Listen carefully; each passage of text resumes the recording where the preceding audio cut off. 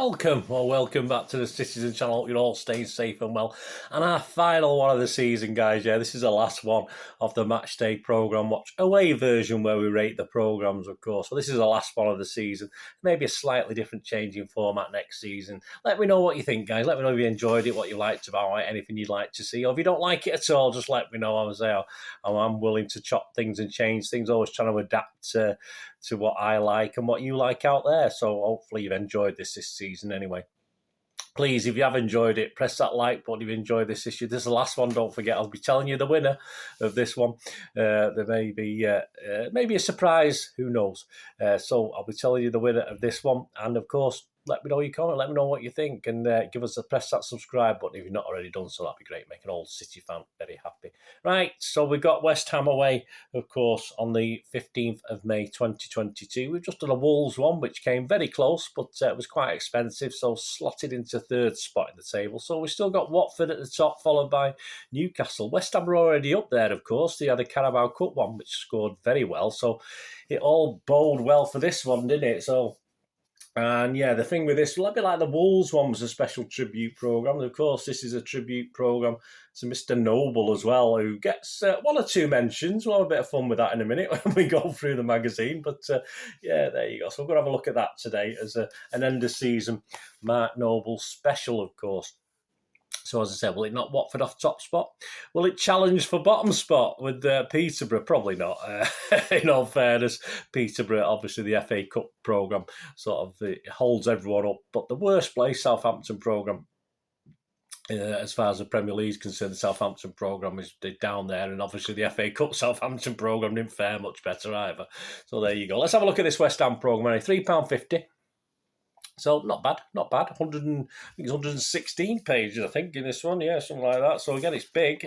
Page-wise, yeah, quite big as well. It's not. You can get 116 pages some of the smaller programmes, but it's not too bad.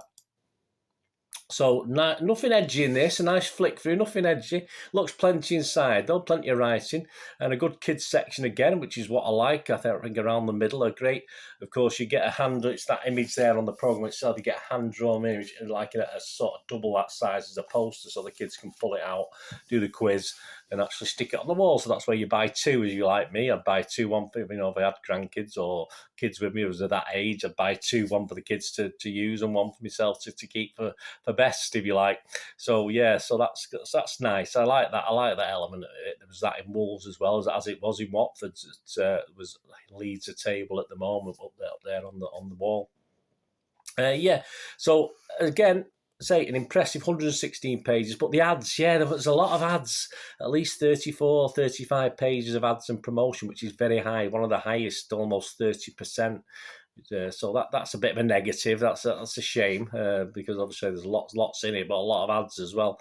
And of course we've got the Noble cover celebrating his last game, and surely we'll have more inside. But yes, I've no doubt about that. David Moyes talks about Europe and West Ham's capacity being increased now to 62,500, so they're doing well. And Tell says, which proves they're a massive club. Well, no disrespect to West Ham, they are, considering it's they do seem to have most of East London behind them down there. I don't think Millwall get a good percentage. It's like peer pressure, isn't it? If you're at school and you're Millwall and West Ham, I'd imagine they're outnumbered a lot, Millwall fans by West Ham, but they've got a great catchment area as well, and a great tradition, of course. So I think they still do very, very well, even though they've not won much trophy-wise. So 62,500, all credit to them. A bit more on that later with the season ticket prices that they're advertising as well. Marc Noble would probably have his own column anyway, as he starts it offers his thanks as a fan, of course, and as a player and as a captain. A great servant to the club. There's a piece from Sullivan and Gold. Yeah, are they still disliked at West Ham? I have no idea. It's got all gone very quiet. When your team's doing okay, all these demonstrations, etc., seem to die a death, don't they? But they're still there, probably undercurrent, but they're there with their arms crossed doing the old West Ham thing. It is what it is. I'm sure West Ham fans don't suddenly love them. They're just obviously getting behind the team and ignoring them at the moment. But I say it's gone a bit quiet. I'm not too sure how liked or disliked Sullivan and Gold are. I assume they're still disliked. A lot of pages of general stuff, yeah, match day information, various awards, stuff like that. It doesn't really get going, this programme, for a long time as far as putting stuff to read from a general football fan's point of view.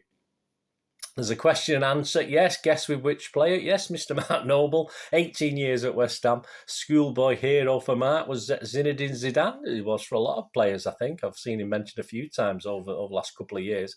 By the numbers, all stats relating to Noble, of course, including he scored 62 goals, which is great. That included 40 penalties. We couldn't mind a penalty taker ourselves, would we? Then you get the City stuff. Nothing outstanding. The City stuff, normal squad, pen pictures, that sort of thing. Nothing great, nicely laid out, but that's all I can say, really. There's nothing fantastic. And then we get Tony Carr, the legendary academy director for West Ham. You'll know, I don't, I never heard of him. But he talks about recruiting and working with, well, yes, you guessed it, Mr. Marc Noble. So that's Mr. Tony Carr. And youth development officers Tyndall and Hampton talk of their first thoughts of, well, someone else as well. I wonder who. I'll let you guess.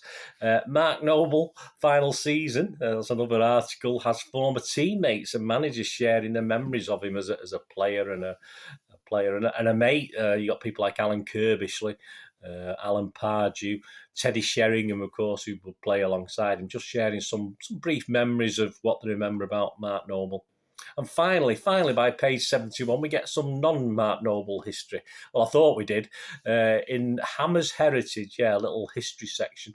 And the first bit of that is a journalist called Ken Dyer, who actually talks about Marc Noble. So, not quite what I was expecting for this section. But finally, then we get my West Ham scrapbook, which features... another one club man, actually. So very similar to Mr. Marc Noble. A guy called Ronnie Boyce, who made about over 340 appearances for West Ham, was there between 1959 and 1973.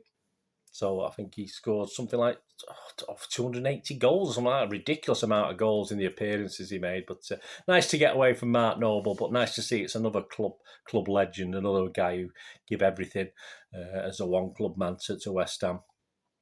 Memorabilia, again, away from what we've been talking about, looks at England sort of trials. Well, the games were played they were sort of trials to play for England, but they were sort of played throughout the 1870s to around 1939. The day war broke out of World War II, and it features obviously West Ham players that feature in it. It's a great image, actually, the programme image, a City programme from the late 50s, an FA 11 versus an Army 11 in a late 50s game at Main Road.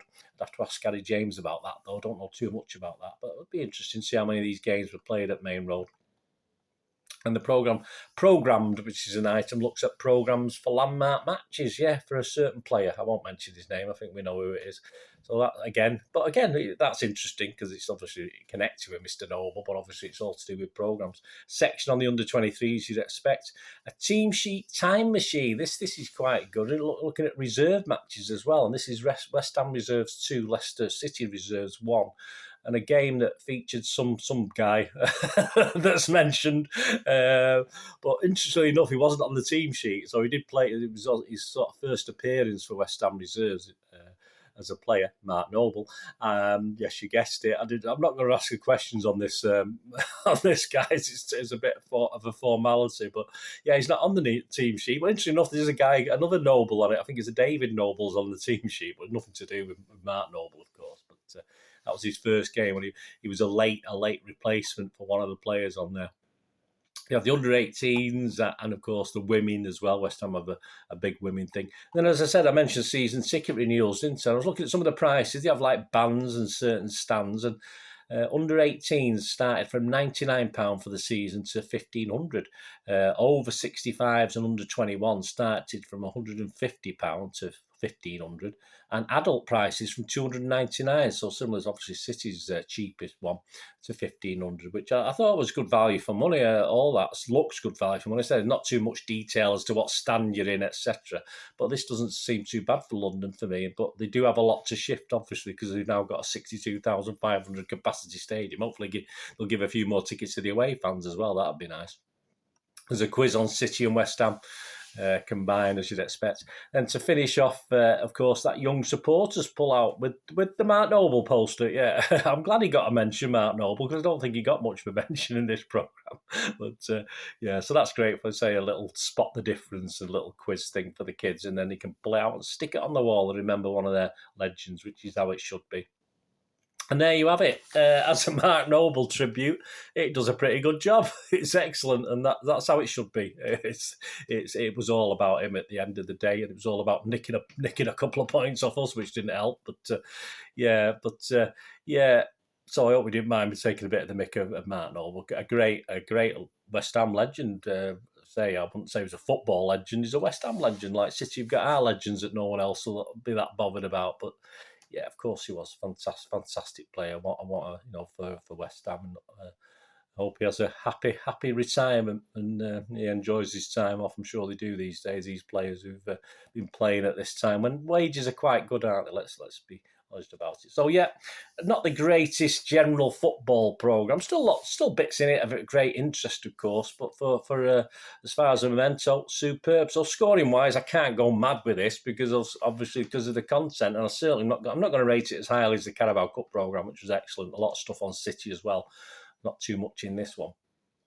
And without all the Noble stuff, I think he could have been a contender, but I can't do that with this because of, as I said, because of this Noble content. So it's only going to get a solid 7 from me. So I'm going to stick it underneath Burnley and above Arsenal. So it hits the top 10 in our final table, of course. So if we look at the table to finish the season, we'll go from the bottom up. Bottom spot, Peterborough United. The FA Cup programme. Southampton, the Premier League next. Southampton, the FA Cup above that. And then we go to Swindon in the FA Cup. Palace, Villa, Brighton, Everton, Leeds, Chelsea, Spurs, Arsenal. And then the teams with 7 or more out of 10. West Ham, Burnley, Liverpool, Norwich, United at 7.5 out of 10. West Ham's Carabao Cup got 7.5 out of 10, as did Leicester's get 7.5 out of 10 as well. And the top 3, Wolves nicked into 3rd spot. Newcastle stay second with 8 out of 10. These have all got 8 out of 10, Wolves, Newcastle. And of course, it's up on the wall, the clues at the start of the programme, really. Obviously, you may have guessed the winner this season for the Matchday away watch programme of the season is, Watford. Well done, Watford. Shame your team didn't let you down a little bit, but there you go. That's the winner this season. A great magazine, very modern, very brilliant. I just like the old setup of it, and I pull out for the kids as well. So what more can you ask? But so you can get back copies of that, guys. Well worth it. Well worth the title of the winner of this season. So I hope you enjoyed that, guys. Let me know your thoughts if you do collect these programs yourself. And well done for Watford for hanging on since about December time. So they've been there a long time.